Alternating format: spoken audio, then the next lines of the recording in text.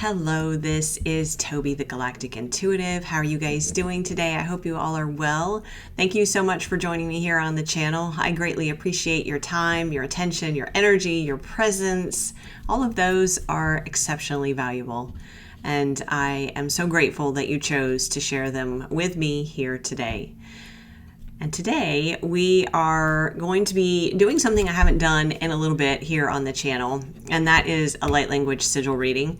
For some of you guys who are new here, thank you again for being here. Welcome to the community. You may not have seen one of these yet, so it's time for another one. So what we're going to do is I will turn the camera around so that you can see the sigil as it's channeled, and then I'll turn the camera back around and we will do a reading around that sigil. So hold tight for just a moment and join me as I channel a light language sigil.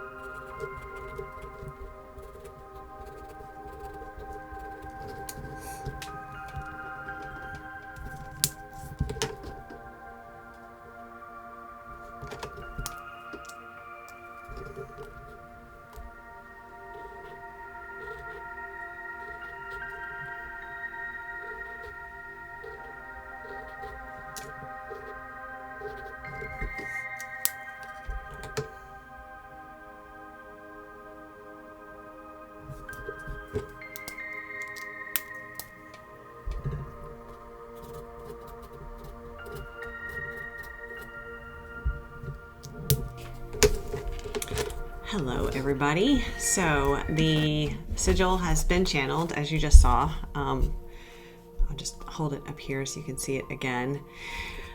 And interesting enough, I don't know if you noticed at the end what I wrote at the top, but at the top I wrote Merlin's cave, and that's exactly what I was channeling, was the energy from Merlin's cave. And so Merlin showed up to bring us this message, and these, I don't know if it's too bright. There we go. So, whoops, other side. This in particular, it was really interesting because this, I was really noting the energy of alchemy in this, and almost equations as well. It felt like, especially with these, they felt like I was getting kind of a scroll energy, and like the sense of them being almost chemical or mathematic equations. So let's look at the cards, and well, not look at the cards, but we'll go to the cards and ask Merlin what he would like to share with us about this. And what I'm getting right away is that you're going through an alchemical process right now. And now not too long ago, we talked about transmutation, didn't we? Because we used the alchemy deck, which is what I have here. But I can't remember what that was in relation to. So that's not unusual. That happens when I'm channeling. So let's see what Merlin has to share with us today about this alchemical process. There is, he's saying it's a side note. It's not exactly a side note, but I will, at the end of the video, I will have another section of video that is strictly just the sigil. So if you want to take a screenshot of that to work with the energy of the sigil, I didn't really give you guys much background in the introduction, but that's the way the sigils work with you, is the energy of what the subject that we are talking about and the transmission that comes through is held within the sigil. And so interacting with it in whatever way you're guided to, looking at it, putting it as a screensaver on your phone. You can print it out, hang it, put it on your mirror, or hang it somewhere in your house. I suggest that a lot when I'm doing, when I'm channeling light language sigils for individuals, which if you're interested in that, check out the website, because I do offer that, as well as a personalized light language sigil reading. Anyway, but those are different ways that you can work with these sigils. And so I will make sure that at the end of the video, there is a section where it's just the sigil, so you can take a screenshot of it. It may not have been quite so easy to do in the portion when I was channeling it. So we will start with the alchemy, the Wild Unknown Alchemy Oracle from, I can't think of her name, Kim, but I can't think of her last name. So anyway, maybe I'll think of it in a minute. I'm already in the zone. Merlin's taking over. So what he is saying, he's going to share with us the information about what will be supportive in this alchemical process we're going through currently, that you're going through currently. There are energies. Interesting. I felt this card as I was shuffling it. I got the physical notification that I receive when I know it's the card that they want to talk about or use. But then it slipped through my hands. There's a sense of wanting to avoid this transmutative or alchemical process. So witnessing it, but also wanting to kind of ignore it. So that's why we're here talking about this today, is that this is an important part of the process of your growth, your expansion, your transformation, your ascension. So even though this might feel very uncomfortable leading up to it, that's an indicator to you of really how important it is. So that's why we're here talking about this today. Interesting. And that card was, or is, card number 40, Virgin's Milk. Okay. All right, he was saying 3, so let's do 2 more, and let's take a look at this. Wait a minute, let me shuffle these around a little bit more.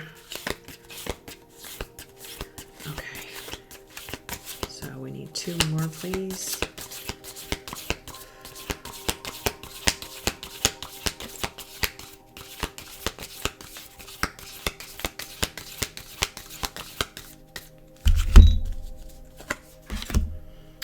And that's lead.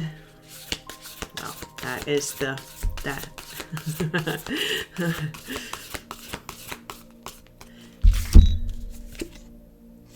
And then we have fog, nebula. Interesting. Okay, so we have card number 40, Virgin's Milk was the first one, which is the one that wanted to go back in the deck. Card number 20, which is lead. And then card number 39, which is fog, nebula. Let me see. Oh gosh, the light's really bright. Let me see if I can. Hang on a sec. Let me do something. There we go. Now you can see it. All right, let me turn this back around so it's got more light. Okay, Merlin. Would you like to say about these? For this Virgin's Milk, I'm getting, there's a purity that we may feel is lost, and that's why there's this tendency to be a little avoidant of this process and of this understanding, because I'm looking at my cat. Why did she catch my attention? She's staring at something that's new over there. So that's exactly it. There's a sense of feeling like something has been lost, as if the purity of it has been lost. And so part of this fog, which you cannot see, there we go, is turning away from this and looking for something new, when actually there is a lot of nourishment and support and renewal available in whatever it is that feels like it was lost. And maybe it's not the thing that feels like it's lost. Maybe it's the purity of the thing that feels like it's lost. That is as if it could not be regained, but in fact, it has not been lost. This is the alchemical process. This is the awareness that however this resonates for you, whether it's a relationship or a project or I'm hearing a pursuit. He's also saying a process. He's showing me like chemical processes. It's probably not a chemical process for you, but even if it's some other sort of process, why do I keep turning it the wrong way? The purity in it hasn't been lost. It's actually covered by this fog. What we think is the new thing that, if you can see it, oh, that's so bright. Okay, let me see if we can. Now it's really dark, but at least you can see the card. Turning it the wrong way. I gotta figure out how to do this so that I'm not backwards all the time. Sorry, guys. But it's this new thing that is actually creating the fog. It's not that the purity has been lost. It's actually being hidden by whatever you're turning your attention to. Now, this feels very specific, so don't generalize this to all new things and all past things. There is one specific thing for you, whether it's a relationship, a person, an environment, a pursuit, a process, a passion, a project. It's something very specific that for you, of course, that specific thing is going to vary amongst all of you, but this is not to generalize this to all things in the past. It's not to generalize it to all past pursuits or past relationships or anything like that. There's one specific thing that has been on your mind. It's been coming up, and it's the thing that you've been avoiding because you've thought that the purity of it is lost. So the value in it is lost, but the purity is still there. It's actually being hidden by this fog. And the lead in the middle is indicative of the alchemical process that needs to occur in order to get the gold out of whatever is represented here by the Virgin's milk. And how interesting, too, that we have a lot of silver and white and black and blue. Where's the blue? Blue's over here. And look at the colors in the sigil. Now there's gold, too, and there's also green. But the gold is indicative of what happens when we allow this and actually take steps to be supportive of the alchemical process. Okay, so let's look at what else, Merlin? What else do you want to look at?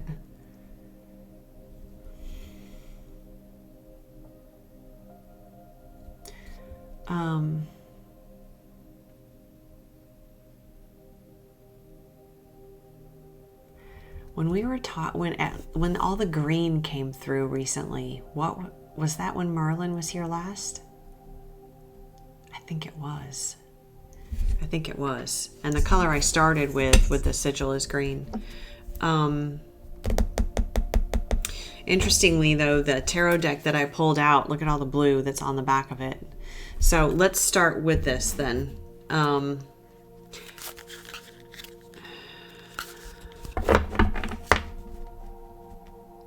Give me just a second. I'm feeling into what he's saying because he's become rather quiet. Feeling rather reflective. And in not that he is being reflective, but that there's a stillness needed on your part in order to understand or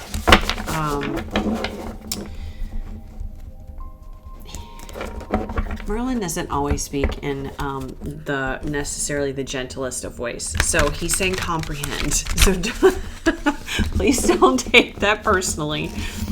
But so you're comprehending and understanding the importance, and I was shuffling right by the microphone. I'm so sorry. So that you can understand the importance of what is represented by this virgin milk. And so then what is the gold that comes through the alchemical process associated with it? Okay, energy is speeding up. Very much so. Bless you, Moo Moo. That's my cat. She sneezed.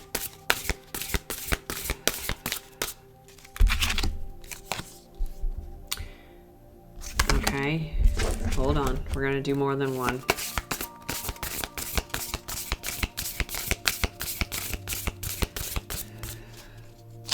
There's two.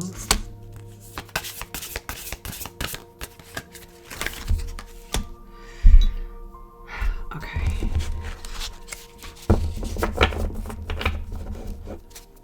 So we have the Three of Swords. We have the Seven of Cups. And then we have the star. And interesting, I mean, look at the colors again. And the star is here in the Virgin's Milk card. And look at how the energy lines, oh my gosh, I'll get the hang of this one of the days. The milk coming from this star down into the blue rose here. And then we have this water energy coming from the star in the star card. They feel very, that's interesting. You know, when I was looking at this, and it's because the camera's so bright, but in addition, like the color has changed in the camera too. Did you guys notice that? I just noticed that. What is going on? My camera's being weird. There's something about it still looks weird. It looks kind of orangey. But there's something about the color being, and I turned it around backwards. Let me see if I can get my words. There's something about the color is revealed. Now we remove the fog and the color is revealed. But there is something about you actually seeing the full color of something through, well, that's actually necessary in order to allow this transmutation, this alchemical process to occur. The Three of Swords is really what is holding you back here. And this is representing your belief that whatever is represented here by the Virgin's milk, that it is no longer pure because of whatever happened in the past associated with it. It may be something that was disappointing, it let you down, it was hurtful, it didn't come to fruition as you hoped or as you expected it to, and it left you in this place of feeling isolated, hurt, alone. I'm even hearing abandoned.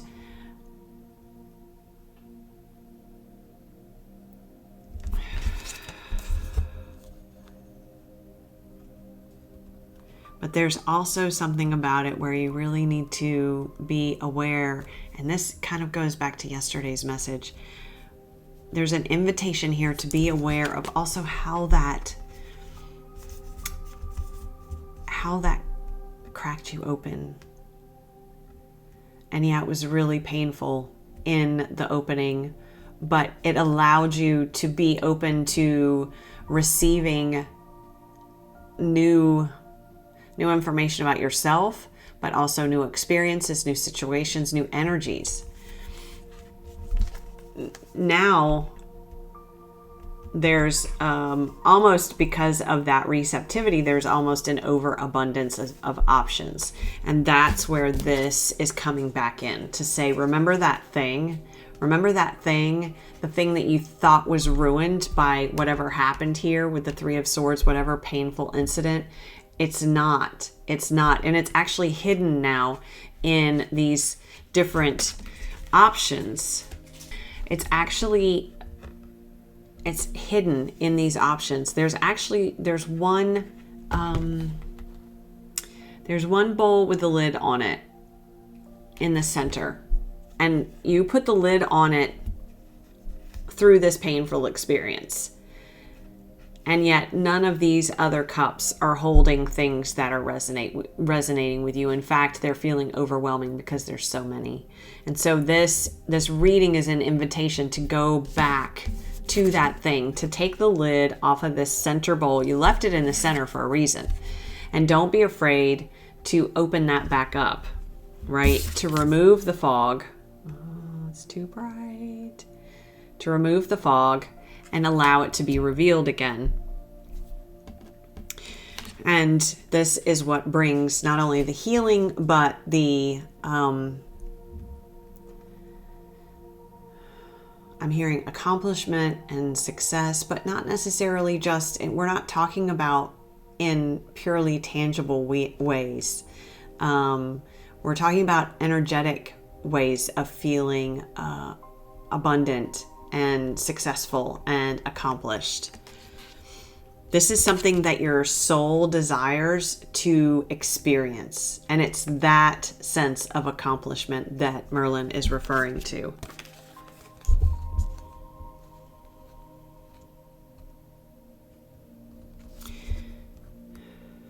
Okay, so what else do we have for guidance here, Merlin, on what is going to be supportive now that we have a better idea of why this virgin's milk has been pushed aside or hidden, ignored for so long. What is the guidance here? Let's see, what deck are we going to use? Give me just a second. We're going to use the same deck. Okay. This is actually, and this one is called a Sufi Tarot. So I'm going to shuffle this. This is the second time this card has come on the split.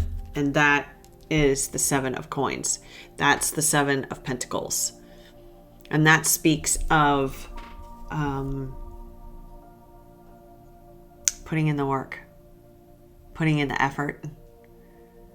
And then it's that nurturance of something in particular, of a pursuit, a project, even a relationship or a process, as Merlin said.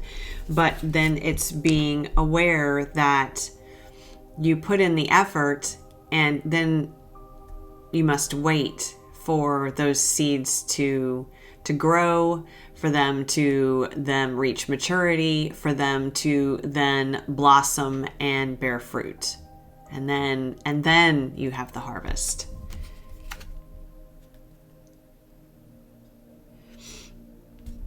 Okay.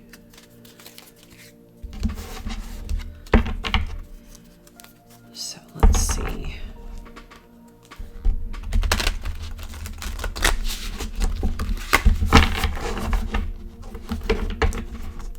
What else do we have here? Please, Merlin.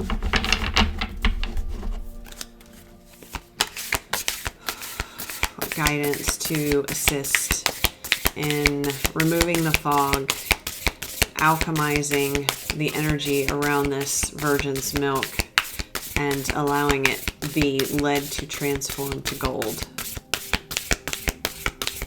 2 cards. Okay. One. I saw this on the split too. This was actually behind the 7 of Pentacles.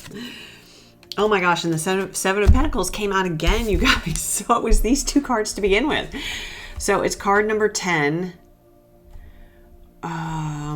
which is, I believe that's the Wheel of Fortune. Let me look real quick. Where'd it go? Let me make sure.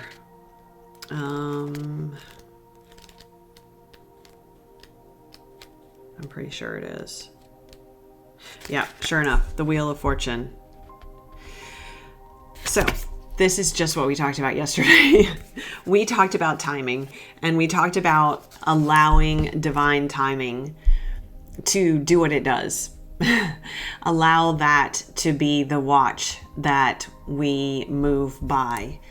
And understanding that that watch does not work in linear fashion. It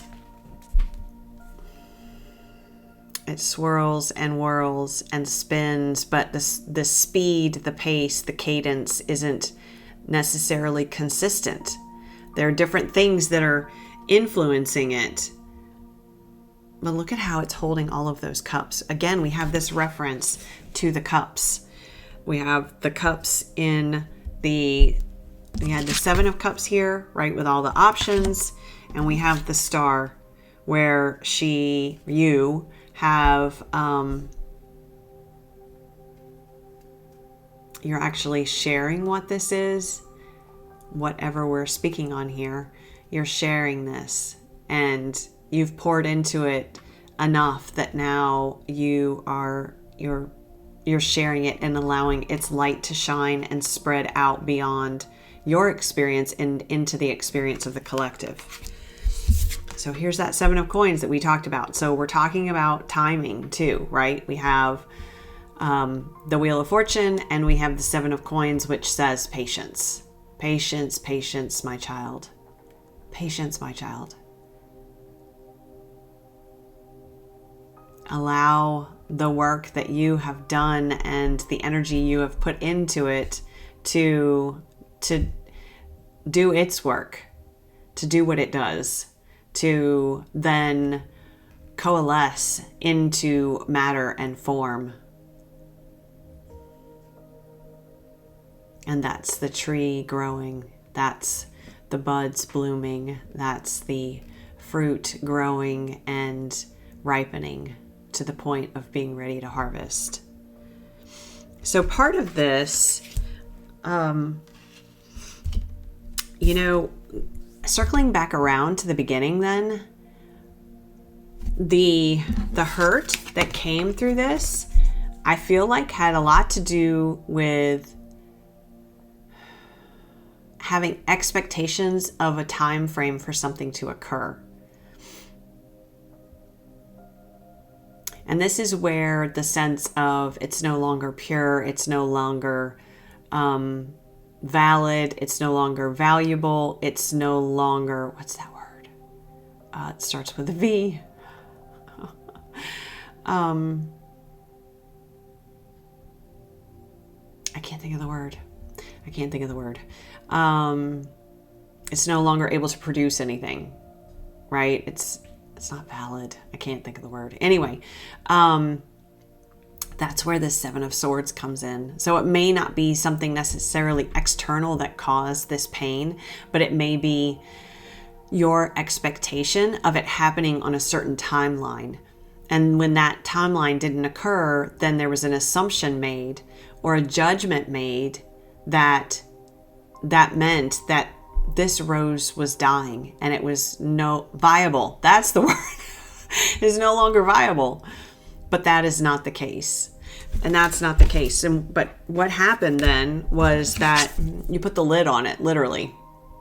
But looking at all those options, we never go through something without reason. So here it is. Even though it was painful to have that experience and those emotions around this, what it did was it allowed you space to then explore other options. Sometimes we explore options just to explore contrast, right? So that we can actually come back around to the thing, the center bowl here that we've covered up, to say, you know what? That was it all along. That was it all along. Those other things that I thought might be where I'm supposed to be going because this other thing didn't work out, that was it all along. And maybe I just need to give it a little bit more time. Maybe I need to release the expectation of when it should occur and how it should look. And maybe when I do that, I allow this wheel to spin. When you let go of the expectations, you move with the wheel instead of against it. And that adds momentum to the force of its intrinsic movement. You're adding to that movement instead of restricting and slowing it down or even stopping it. So now your wheel is spinning. And now that means it's time to remove this fog that you've been operating under, because this, whatever this virgin milk represents to you, this has the opportunity to change from lead, which is the assignment you've given it. This is a definition you've given it. It doesn't have much value, right? But that's not true.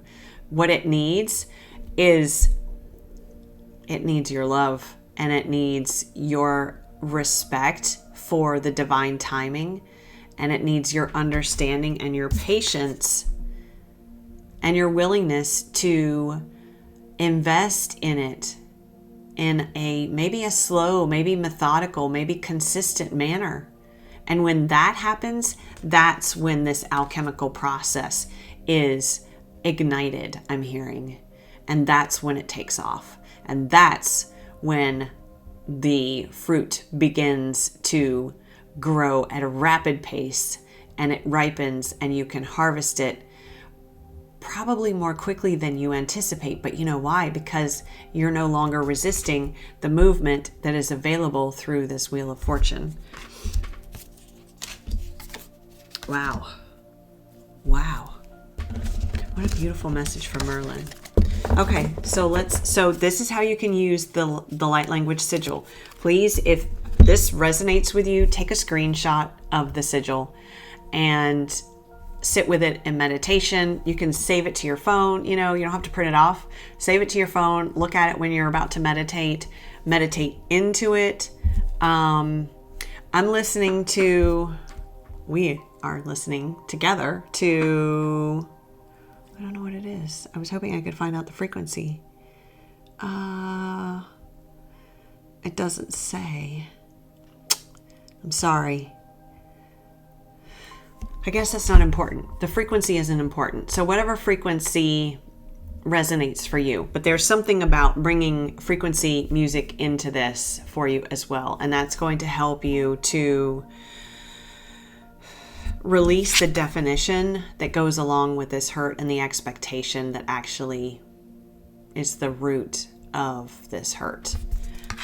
So when we release that expectation, it allows the pursuit, the process, even the relationship, the project to expand at a natural rate and an organic rate alongside divine timing. And that allows it to unfold with greater ease and speed. Yeah. Okay. Anything else? Let's see. How long have we... Oh, we're already at 30 minutes. Okay. All right. We're going to do... Is that it? Okay. He says that's it. Merlin says that's it. I listen to Merlin. You can always tap into the energy of Merlin as well. Visualize yourself in his cave, in his laboratory. Just don't touch any of his flasks or vials because he's not really a fan of that. Anyway, visualize yourself in his cave. And in this space, it allows you to be in the frequency of releasing the fog and opening yourself back up to whatever it was that you closed yourself off to some time ago, because it is that direction that is now calling to you and is ready to be alchemized so that it may transform and blossom and bear fruit for you. Okay, that is it. Thank you so much for being here. I greatly appreciate you guys. Thank you. It means the world to me to have you here with me. And I thank you for subscribing to the channel, your likes, your comments, all of the things. Thank you so much. I will talk to you very, very soon. Thank you.